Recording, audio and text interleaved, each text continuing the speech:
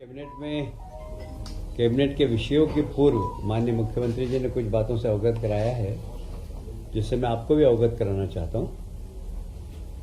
आप सभी जानते हैं कि हमारे प्रधानमंत्री जी का और मुख्यमंत्री जी का सपना है कि किसानों की आय डबल हो। इस दिशा में केंद्र सरकार भी प्रयास कर रही है, प्रदेश सरकार भी प्रयास कर रही है। उसी तारतम्य में कृषि उद्योग समागम हमारा पहला सीतामढ़ी में हुआ, दूसरा कृषि उद्योग समागम नरसिंहपुर में हुआ, जिसमें हमारे उपराष्ट्रपति आए थे 26 मई को। इस किसान सम्मेलन में 500 से अधिक उद्योग जगत के लोगों ने भाग लिया इसमें, और कृषि आधारित उद्योग कैसे लग सके इस बारे में न सिर्फ विचार हुआ है, बाकी इन्वेस्टमेंट भी आया है। लगभग 4,736 करोड़ के निवेश प्राप्त हुए हैं। इसमें संभावना है लगभग 6,000 से ज़्यादा लोगों को रोजगार मिलेगा। कुल मिलाकर कृषि किसानों के लिए लाभकारी धंधा बने, इस दिशा में हमारी सरकार भी प्रयासरत है और माननीय प्रधानमंत्री जी का भी सहयोग हमें है। वैसे ही माननीय मुख्यमंत्री जी ने नीति आयोग की बैठक में हिस्सा लिया 24 मई को। नीति आयोग में माननीय प्रधानमंत्री जी ने प्रत्येक राज्य से अपेक्षा की है कि हर राज्य अपना विकसित भारत 2047 का विजन डॉक्यूमेंट बनाए। हमने तैयार कर लिया अपना, हम उस पर मंथन भी कर रहे हैं और उस दिशा में काम भी कर रहे हैं। बाकी सभी राज्यों से उन्होंने अपेक्षा की है कि 2047 का विजन डॉक्यूमेंट बनाना चाहिए, और जो एक अपेक्षा है कि 2047 में भारत एक ताकतवर देश बने विश्व का, उसमें हर राज्य किस प्रकार सहयोग कर सकता है, उस प्रकार का आप लोग प्लान बनाइए। माननीय प्रधानमंत्री जी ने सभी मुख्यमंत्रियों से ये भी अपेक्षा की है कि अंतर्राष्ट्रीय पर्यटक किस प्रकार आपके राज्य में आकर्षित हो सके, क्योंकि पर्यटन एक बहुत बड़ा उद्योग है, और हर राज्य में एक ऐसा अंतर्राष्ट्रीय स्तर का कोई पर्यटक स्थल बने जो हम पूरे दुनिया को दिखा सके कि आप फलाने राज्य में ये वाला है, फलाने, इससे कि अंतर्राष्ट्रीय पर्यटक हमारे देश में आए, और अंतर्राष्ट्रीय जब लोग आएंगे तो निश्चित रूप से हमारे यहाँ लोगों को रोजगार भी मिलेगा। वैसे ही आज के समय में निवेश आकर्षित करने के लिए हमारी सरकार बड़ी प्रयास कर ही रही है। प्रधानमंत्री जी ने सभी राज्यों से अपेक्षा की है कि निवेश अनुकूल चार्टर बने आपकी जो उद्योग करने की नीति इस प्रकार की हो जिससे कि आप निवेश करने वाले लोगों को आकर्षित कर सके। और हमें गर्व है कि हमारी जो निवेश नीति है वो बहुत अच्छी है और सब लोगों ने उसकी सराहना भी की है। जल संसाधन के प्रभावी उपयोग के लिए ये बड़ा महत्वपूर्ण विषय है जो प्रधानमंत्री जी ने सभी माननीय मुख्यमंत्रियों से अपेक्षा की है कि जल संसाधन के प्रभावी उपयोग के लिए राज्य स्तर पर नदी ग्रिड बनाने की दिशा में कार्य किया जाए।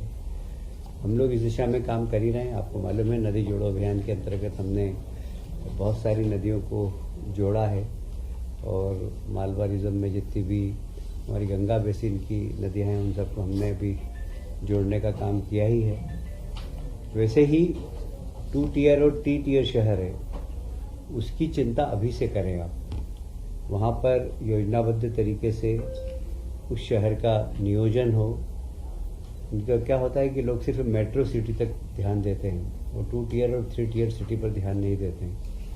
तो माननीय प्रधानमंत्री जी ने सभी राज्यों के मुख्यमंत्री जी से अपेक्षा की है कि 2 टियर और 3 टियर सिटी को भी मास्टर प्लान बनाकर उनको ठीक तरीके से नियोजन की कार्रवाई अभी से प्रारंभ करें। भविष्य में जैसे ही हमारी जनसंख्या बढ़े तो वहाँ पर भी लोग अच्छे नियोजित शहर में रह सके। नारी सशक्तिकरण, आप सभी जानते हैं कि हमने माता अहिल्या जी के 300 वर्ष पूरे होने पर राजवाड़ा पर कैबिनेट की मीटिंग भी की थी। और बहुत अच्छे निर्णय भी लिए वहाँ नारी सशक्तिकरण के लिए, और लगातार हमारे नारी सशक्तिकरण के लिए कार्यक्रम भी चल रहे हैं। तो प्रधानमंत्री जी ने अपेक्षा की है कि सभी राज्य नारी सशक्तिकरण की दिशा में कार्य करें। 3 जून को मंत्रिमंडल की बैठक है पचमढ़ी में। राजा भभूत सिंह जी, जो कि पूरे नर्मदा रीजन के शिवाजी माने जाते थे, वो गुरिल्ला युद्ध के माध्यम से ब्रिटिशों को उन्होंने बहुत परेशान किया। उनकी छोटी सी टोली ब्रिटिशों के पे हमला करके और वापस भाग कर आ जाती थी। पचमढ़ी के जागीरदार के बेटे थे ये, और इन्होंने स्वतंत्रता संग्राम सेनानी भी हैं। इन्होंने बहुत ज़बरदस्त ब्रिटिशों को उनके नाक में दम कर दिया था, क्योंकि जंगल के रास्ते ब्रिटिश सरकार को पता नहीं था, ब्रिटिश सैनिकों को पता नहीं था। और ये दोनों तरफ से, मैंने जब इनके बारे में पढ़ा था भगत सिंह जी के बारे में, तो ये बड़ी बड़ी लाखों की हजारों की सेना को, कुछ सैकड़ों लोग दो तरफ से घेर के मारते थे। वो मार के वापस जंगल में भग जाते थे और ब्रिटिश सेना अंदर घुस नहीं पाती थी। यदि कुछ लोग घुस गए तो उनकी फिर पिटाई जंगल के अंदर हो जाती थी, तो वापस भाग नहीं पाते थे वो। तो इस प्रकार उन्होंने गुरिल्ला युद्ध लड़ा था, और उनके प्रति सम्मान प्रकट करने के लिए हम 3 जून को मंत्रिपरिषद की बैठक पचमढ़ी में आयोजित कर रहे हैं। महिला सशक्तिकरण की दिशा में, जैसे अभी मैंने बताया आपको कि हमारी राजबाड़े पर बैठक आयोजित हुई थी इंदौर के अहिल्या माता की 300 जयंती के अवसर पर, वैसे ही अभी 27 मई को संपूर्ण मध्य प्रदेश में और निजी महाविद्यालयों में भी, महाविद्यालय, सभी शासकीय महाविद्यालय, सभी निजी विद्यालय में देवी अहिल्याबाई जीवन और दर्शन विषय पर चित्रकला, निबंध प्रतियोगिता एवं भाषण प्रतियोगिता का आयोजन करने के निर्देश दिए गए हैं। 28 मई को जिला बैतूल में राज्य स्तरीय महिला उद्यमी मेले का भी आयोजन कर रहे हैं हम लोग। ऐसे 29 मई को सभी जिलों में भी कहा गया, पर विशेष रूप से छतरपुर में महिला स्वास्थ्य शिविर का आयोजन है। बाकी भी प्रदेश में कहा गया है कि अभी जहाँ जहाँ संभव हो सके महिलाओं के स्वास्थ्य शिविर लगाकर महिलाओं के स्वास्थ्य के बारे में उनको अवेयरनेस लाएं। 30 मई को संपूर्ण ब्लॉक स्तर पर भी विशेष स्वास्थ्य शिविर का आयोजन है। विशेषकर ब्रेस्ट कैंसर की स्क्रीनिंग करने का कुछ मशीनें हैं, उनके माध्यम से महिलाओं का ब्रेस्ट कैंसर की भी हम लोग जांच कर रहे हैं, क्योंकि महिलाएं संकोच करती हैं ब्रेस्ट कैंसर की जांच कराने में। और ऐसा माना गया है कि एशिया के अंदर 10 में से 1 महिला को ब्रेस्ट कैंसर की संभावना है, और इसलिए इसको टारगेट करके महिलाओं के ब्रेस्ट कैंसर की जांच करें। साथ ही हीमोग्लोबिन की जांच करना है, पोषण सलाह, स्त्री रोग विशेषज्ञ से परामर्श, ये सब महिलाओं के ब्लॉक स्तर पर स्वास्थ्य परीक्षण हो। 30 मई को संपूर्ण प्रदेश में अहिल्या वाहिनी महिला बाइक रैली निकलेगी, जिसमें मुख्यमंत्री जी भी इस बार भाग लेने वाले हैं भोपाल में, और सभी जिलों में 30 तारीख को महिलाओं की महिला अहिल्या वाहिनी महिला बाइक रैली निकलेगी। 31 मई को आप सभी जानते हैं हमारे देश के यशस्वी प्रधानमंत्री नरेंद्र मोदी जी आ रहे हैं और महिला सशक्तिकरण का महासम्मेलन करने वाले हैं, तो उसकी भी हम लोग तैयारी जोर शोर से कर रहे हैं। उसके साथ ही वे मेट्रो रेल का उद्घाटन तो करेंगे ही 31 तारीख को।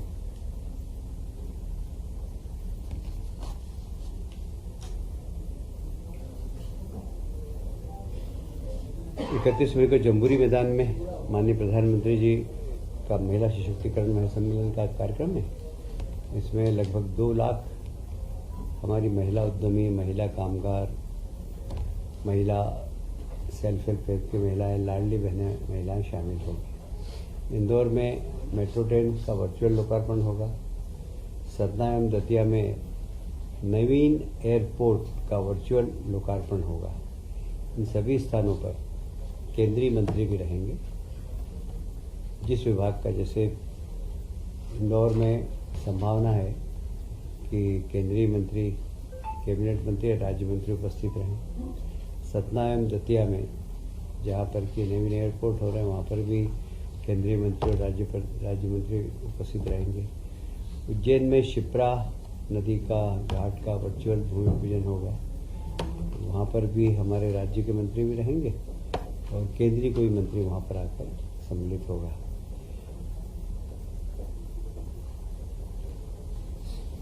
सभी जहाँ जहाँ कार्यक्रम होने वाले हैं प्रभारी मंत्रियों को निर्देश दिए गए हैं कि वो कार्यक्रम की एक बार समीक्षा कर लें।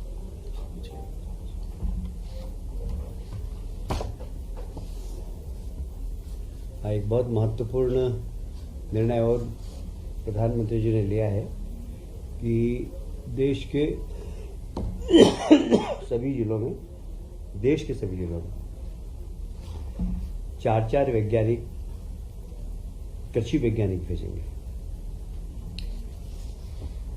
ICAR के माध्यम से चार वैज्ञानिक आएंगे। जिले की सॉइल टेस्ट, जिले का मौसम, जिले में कौन सी फसल अनुकूल है, इसके बारे में वे किसानों के साथ बैठकर अपनी राय देंगे और शासन को भी एक रिपोर्ट प्रस्तुत करेंगे। वहाँ पानी की उपलब्धता, पानी की क्वालिटी, मिट्टी की क्वालिटी और इस सब का परीक्षण करके एग्रो क्लाइमेटिक जोन के अनुसार उन्नत कृषि की सलाह देंगे। ये एक बहुत महत्वपूर्ण निर्णय है, नीति आयोग में प्रधानमंत्री जी ने लिया था, जो मैंने आपको अवगत कराया है।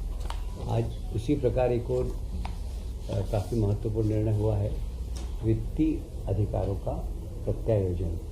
वैसे तो पहले से ही है, हमेशा इसकी समीक्षा होती है, पर इसके पहले वित्तीय अधिकार पुस्तिका 2012 में हुआ था, पर अब 12 के बाद परिस्थितियां बहुत बदल गई है, क्योंकि टेक्नोलॉजी परिवर्तित हो गई। पहले टाइपराइटर होता था, अब कंप्यूटर आ गए हैं, सॉफ्टवेयर बनने लगे हैं और इसलिए इन 13 वर्षों में सूचकांक में भी काफ़ी वृद्धि हुई है। तो कुछ अधिकारों में वृद्धि की गई है, कुछ डेलीगेटेड। कुल मिलाकर इसका उद्देश्य है कि वित्तीय अधिकारों का विकेंद्रीकरण, और ये विकेंद्रीकरण की दिशा में एक बड़ा महत्वपूर्ण निर्णय है। इसमें विभागाध्यक्षों को अधिकार भी बढ़ाए गए हैं और साथ ही जो अप्रासंगिक विषय हैं, जैसे मैंने बताया वो टाइपराइटर, अब आजकल टाइपराइटर को उपयोग ही नहीं करता, तो टाइपराइटर ऐसी सब चीज़ों को उसमें से हटाया गया है।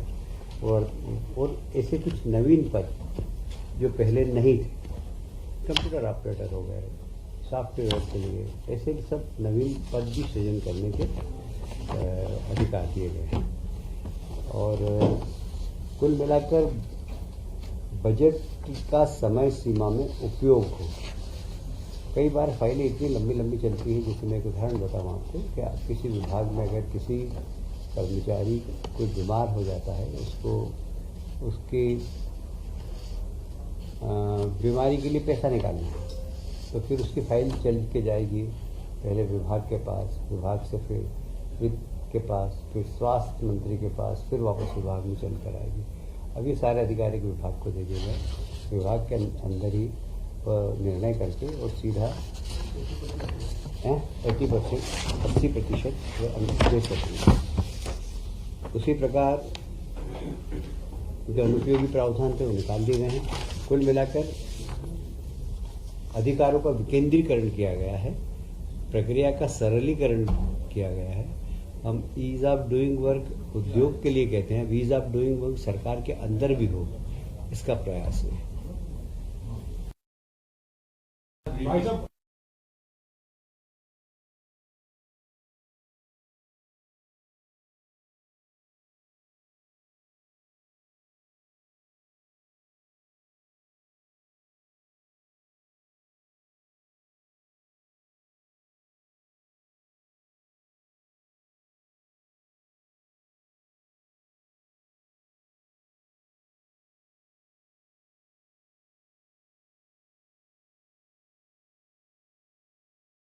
परेशान मत होइए।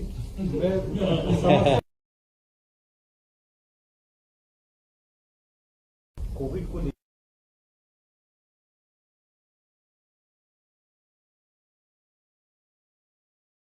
दिया सभी को, और केंद्र सरकार ने भी सबको अलर्ट कर दिया। स्वास्थ्य विभाग इसके मामले में सभी